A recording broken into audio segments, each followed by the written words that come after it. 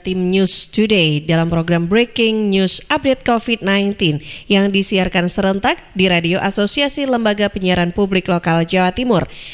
Di Suara Sidoarjo, Persada Kabupaten Blitar, Pradia Suara Tuban, Ralita Pamekasan, Mahardika Kota Blitar, dan Suara Gresik. Breaking News Update COVID-19 selalu hadir untuk Anda setiap Senin sampai Sabtu jam 11:05 waktu Indonesia Barat. Rangkuman kabar update penanganan COVID-19 untuk regional Jawa Timur segera sahabat simak dalam Update COVID-19. Update COVID-19. Sahabat, siang hari ini di edisi hari Jumat 10 April 2020 mengawali Breaking News Update COVID-19 dari Radio Suara Sidoarjo. Dilaporkan oleh reporter Didi Yunarto, 154 pekerja migran asal Jatim jalani pemeriksaan dan rapid test. 154 pekerja migran asal Jawa Timur yang sampai di Bandara Juanda Sidoarjo langsung diperiksa oleh gugus tugas kesehatan Pemprov Jawa Timur. Pekerja migran asal Malaysia ini dijaga ketat oleh petugas keamanan dan diarahkan ke ruang tersendiri untuk diperiksa. Menurut Jonathan Judianto, anggota gugus tugas COVID-19, 154 pekerja migran ini menjalani pemeriksaan kesehatan termasuk rapid test. Kalau ditemukan gejala atau gangguan kesehatan, langsung dievakuasi ke rumah sakit. Jadi ini ada pekerja migran dari Malaysia, sebanyak dari manifestnya ini 154 orang. Nah, kemarin kita sudah koordinasi mengenai protap penanganan daripada pekerja migran yang dari Malaysia ini. Mereka datang tadi sekitar jam 3, 154 orang, dan kemudian di sini kami lakukan protokol kesehatan. Dari hasil rapid test, 154 pekerja migran ini dinyatakan negatif. Berdasar protokol yang sudah ditentukan, semua pekerja migran ini akan dalam pengawasan sampai di daerah asal. Di mana di daerah asal dengan koordinasi pemerintah daerah, semua pekerja migran akan menjalani observasi selama 14 hari. Sampai Kamis sore kemarin dari data Pemprov Jawa Timur, jumlah positif 223, ODP 13.006, PDP 1.260, dengan total sembuh 57. Sementara untuk Kabupaten Sidoarjo sampai Kamis sore kemarin positif ada 20, ODP 358, PDP 100, dan ada tambahan sembuh 3, sehingga total yang boleh pulang 14 orang. Saya Didi Yunarto, Suara Sidoarjo. Dari Didi Yunarto ke reporter Panji Harto, masih dari Suara Sidoarjo mengabarkan bahwa Polda Jatim siapkan 114 posko mudik layanan COVID-19 di seluruh Jawa Timur. Sahabat, Irjen Pol Luki Hermawan, Kapolda Jawa Timur, Kamis 9 April menyampaikan, Polda Jawa Timur telah dirikan 114 posko pantau mudik yang dilengkapi dengan perangkat kesehatan beserta tim medis berkoordinasi dengan jajaran instansi samping, di antaranya BPBD Jawa Timur, Dinas Kesehatan, Dinas Perhubungan, Polres, dan TNI. Ini dilakukan dengan tujuan menghambat penularan virus antar individu, sekaligus memonitoring kepulangan warga yang terlanjur mudik dari daerah rantauan ke kampung halamannya di Jawa Timur. Melalui posko tersebut akan diterapkan mekanisme ketat protokol COVID-19, mulai dari pemeriksaan suhu tubuh para pemudik yang tiba di stasiun, bandar udara, terminal, ataupun pelabuhan. Jadi kami sampaikan bahwa Polda Jatim sudah membangun ataupun sudah mendirikan posko mudik dan pelayanan COVID-19. Ini berbeda dengan posko-posko dalam keadaan biasa tahun yang lalu dalam rangka mudik. Posko ini lengkap, ya, seperti semacam tempat observasi, tempat di mana di posko tersebut ada perlengkapan-perlengkapan yang terkait dengan COVID-19. Ya, jadi ada 114 posko mudik pelayanan COVID-19. Ini terutama di terminal-terminal, ya, di stasiun, di bandara dan pelabuhan, dan juga di pintu-pintu masuk. Sahabat, apabila ditemukan warga dengan gejala fisiologi tubuh mirip penderita COVID-19, petugas posko akan merujuk ke rumah sakit terdekat. Untuk pelaksanaan mekanisme protokol pencegahan COVID-19 dimulai Jumat 10 April. Kapolda Jawa Timur menegaskan pihaknya tidak mengeluarkan aturan secara tertulis berisi larangan warga Jawa Timur mudik kembali ke kampung halaman. Panji Harto, Suara Sidoarjo. Dari Suara Sidoarjo, kita ke LPPL Persada FM Kabupaten Blitar. Ada reporter Andri Raharjo yang melaporkan bahwa denda piutang pajak bumi dan bangunan pedesaan perkotaan atau PBB P2 di Kabupaten Blitar dihapus.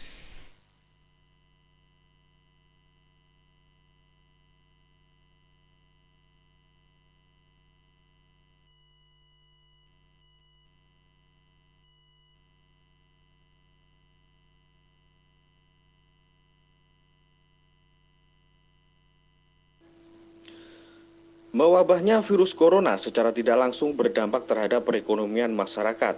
Pemerintah Kabupaten Blitar juga terus berupaya membantu. Satu di antaranya menghapus denda piutang pajak bumi bangunan pedesaan perkotaan atau PBB P2. Kepala Badan Pendapatan Daerah atau Bapenda Kabupaten Blitar, Ismuni mengatakan, penghapusan denda piutang PBB P2 terhitung sampai tahun 2019 dengan jatuh tempo hingga 30 November 2020. Upaya penghapusan itu dalam rangka melakukan tindakan mitigasi terhadap dampak sosialisasi ekonomi di Kabupaten Blitar. Selain itu, tindakan lain juga dilakukan seperti pemberian insentif, stimulus pajak daerah bagi pelaku usaha pariwisata terdampak virus corona. Perpanjangan waktu pelayanan perubahan atau mutasi SPPT tahun pajak 2020 yang semula sampai 30 April 2020 diperpanjang sampai dengan 30 Juni 2020. Perpanjangan waktu jatuh tempo PBB P2 yang semula 30 September 2020 diperpanjang hingga 30 November 2020. Dan terakhir pelayanan terhadap BPHTB secara online oleh PPATS dan notaris guna mengurangi kontak langsung dengan pemohon. Ismuni berharap melalui tindakan-tindakan itu, ekonomi masyarakat bisa terbantu, mengingat dampak virus corona juga menimbulkan keresahan masyarakat. Andri Raharjo, LPPL Radio Persada FM Blitar. Masih dilaporkan dari Kabupaten Blitar, di kali ini ada reporter Risma Erina dari LPPL Persada FM mengabarkan bahwa di tengah wabah COVID-19, PNS di Kabupaten Blitar dipastikan tetap menerima tambahan penghasilan pegawai atau TPP.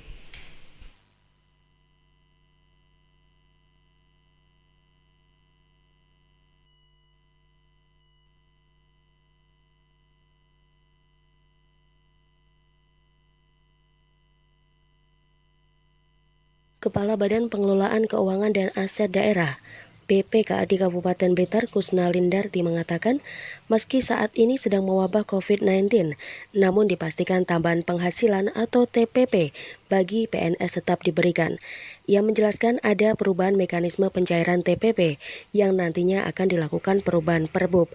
Di antaranya terkait kehadiran pegawai, di mana selama ini menggunakan fingerprint dan akses menggunakan sistem, maka dalam rangka mencegah terjadinya COVID-19 dilakukan secara manual. Demikian juga pegawai saat ini tidak bekerja di kantor namun di rumah. Selain itu komponen penyerapan anggaran tidak dihitung dalam pemberian TPP. Mengingat dengan adanya COVID-19 ada pembatasan kegiatan seperti yang berkumpul dan berkerumun serta kegiatan perjalanan dinas yang tidak diperbolehkan, sehingga untuk penyerapan anggaran tidak bisa dilakukan.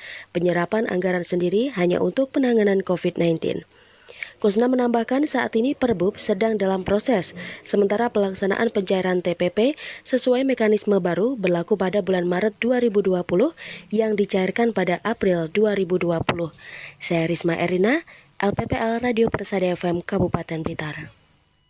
Ya, dari Risma Erina kita bergeser ke Pamekasan. Ada reporter Arifin dari Ralita FM Pamekasan yang mengabarkan bahwa PDP negatif COVID-19 di Pamekasan tetap diawasi selama 14 hari. Ya, kerabat 2 pasien berstatus pasien dalam pengawasan atau PDP yang telah dinyatakan negatif COVID-19 berdasarkan hasil swab laboratorium Kementerian Kesehatan Republik Indonesia, keduanya kini telah dipulangkan dan kondisinya sehat, namun tetap dalam pengawasan selama 14 hari ke depan. Hal itu disampaikan Juru Satgas Pencegahan dan Pengendalian COVID-19 Pamekasan, Dr. Ahmad Marzuki. Menurut Marzuki, yang juga pelaksana tugas PLT Kepala Dinas Kesehatan Pamekasan, kedua pasien atas nama PS dan HM kondisinya sudah cukup baik. Keduanya diminta untuk melakukan isolasi mandiri di rumahnya, namun tim medis tetap mengawasi kondisi kesehatan mereka. PDP negatif statusnya, protapnya gitu. Iya, yang PDP negatif udah pulang ya. Namanya pengawasan kan sudah dikasih tahu isolasi mandiri itu tetap dilaksanakan. Ya kalau kondisinya baik gitu loh. Jadi tetap di pengawasan. Pengawasan itu standarnya 14 hari. Sebagai informasi, per tanggal 9 April, orang dalam risiko di Pamekasan sebanyak 7.510. Orang dalam pemantauan atau ODP sebanyak 197 orang. Pasien dalam pengawasan negatif COVID sebanyak 2 orang dan 2 orang positif COVID-19. 1 diantaranya meninggal dunia. Dari Realita FM Pamekasan, Arifin mengabarkan. Masih dikabarkan dari Lalita FM Pamekasan ke reporter Kholik Maulidi yang menyampaikan bahwa pensterilan kendaraan roda 4 oleh Satgas Gabungan di Terminal Barang Kabupaten Pamekasan. Pensterilan kendaraan roda 4 selain plat M dialihkan masuk ke terminal barang terlebih dahulu untuk disterilkan seluruh bagian kendaraannya dengan disemprot disinfektan. Pensterilan gabungan ini terdapat dari pihak kantor Kecamatan Telanakan, TNI, Polri, BPBD, Dishub, Satpol PP, dan PMI Cabang Pamekasan. Staf kantor Kecamatan Telanakan, Waryanto mengatakan mobil-mobil yang datang dari zona merah seperti Surabaya, Malang, Jakarta pasti diberhentikan ke rest area terminal barang untuk disterilkan kendaraannya. Kemudian dilakukan pengecekan suhu badan menggunakan alat termogan. Jika ada barang bawaan yang dibawa dari luar kota, maka wajib disterilkan juga menggunakan disinfektan. Yang kena zona merah itu pasti diberhentikan untuk menuju pemeriksaan di terminal barang. Yang kedua, setelah masuk ke rest area ini diperiksa KTP dan didata suhu tubuhnya semua pengendara dan disemprot. Setelah itu kita juga dipantau kalau memang suhu tubuhnya lebih dari batas normal. Kalau standar kita mau pantau saja. Harapan kami semua mudah-mudahan virus COVID-19 ini dapat berlalu dan Pamekasan jadi zona hijau. Waryanto berharap, utamanya untuk orang-orang dari luar kota, khususnya yang dari zona merah datang ke Kabupaten Pamekasan, agar memakai masker, kemudian mensterilkan diri dengan social distancing dan memakai hand sanitizer apabila berinteraksi dengan orang lain. Mudah-mudahan COVID-19 ini cepat berlalu dan Pamekasan cepat berubah menjadi kabupaten berzona hijau. Kholik Maulidi, Realita FM Pamekasan. Dari Pamekasan kita ke Kota Blitar, dilaporkan oleh reporter Rifano Kusnadi dari Mahardika FM Kota Blitar. Satuan Polisi Pamong Praja Kota Blitar gencar lakukan sosialisasi kebijakan pemerintah dalam mencegah penyebaran COVID-19. Satuan Polisi Pamong Praja atau Satpol PP Kota Blitar gencar melakukan sosialisasi pada masyarakat terkait bahaya COVID-19 atau Corona, Kamis 9 April 2020. Sosialisasi dilaksanakan di spot center Kota Blitar dan sejumlah tempat pedagang kaki lima atau PKL. Dalam kegiatan ini, turut terlibat Kepala Diskominfotik dan Kepala Dinas Pemuda dan Olahraga Kota Blitar.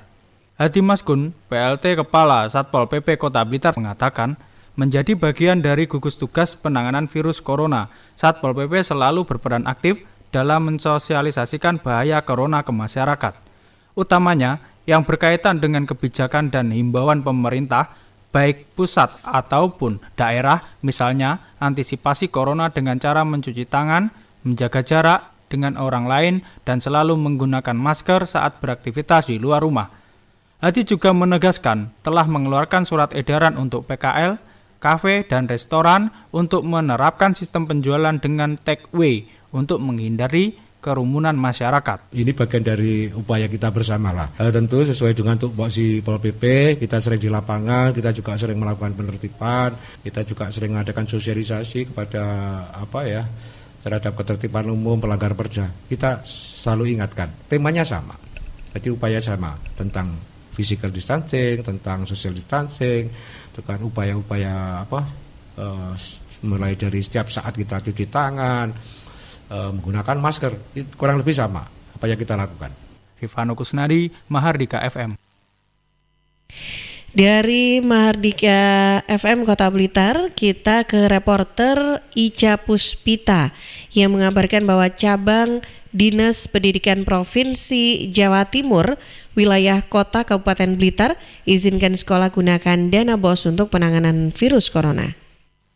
Demi percepatan penanganan virus corona di lingkungan pendidikan, Cabang Dinas Pendidikan Provinsi Jawa Timur wilayah Kota Kabupaten Blitar mengizinkan setiap sekolah memanfaatkan dana bantuan operasional sekolah BOS. Trisilo Budi Prasetyo, Kepala Cabang Dinas Pendidikan Provinsi Jawa Timur wilayah Kota Kabupaten Blitar, saat dikonfirmasi Rabu 9 April 2020 mengatakan, selama masa school from home, lembaga pendidikan diminta mempersiapkan segala kebutuhan pencegahan virus corona, mulai dari wastafel atau tempat cuci tangan di masing-masing kelas, penyediaan masker, hand sanitizer, dan penyemprotan desinfektan. Untuk anggaran menurut Trisilo bisa memanfaatkan dana BOS. Penggunaan dana BOS ini menurut Trisilo sudah mendapat arahan dari pusat. Bahkan Menteri Pendidikan dan Kebudayaan RI juga mengatakan bahwa dana bantuan operasional sekolah BOS bisa digunakan untuk membeli peralatan dan kebutuhan pencegahan penyebaran virus corona. Jadi dana BOS bisa digunakan untuk pencegahan virus corona. Contoh, dana BOS bisa untuk beli